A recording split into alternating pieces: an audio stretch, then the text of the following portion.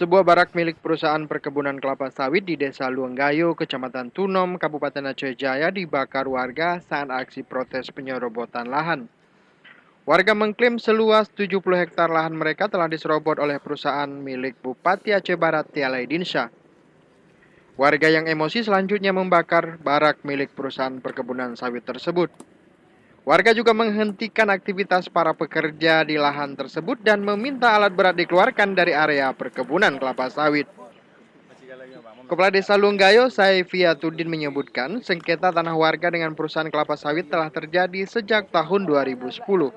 Menurutnya, berbagai upaya telah ditempuh oleh warga untuk mendapatkan kembali tanah mereka. Kami sudah beberapa kali duduk bersama kecil, camat, bahkan sampai ke tempat Haji Tito. Tapi sampai sekarang belum ada respon.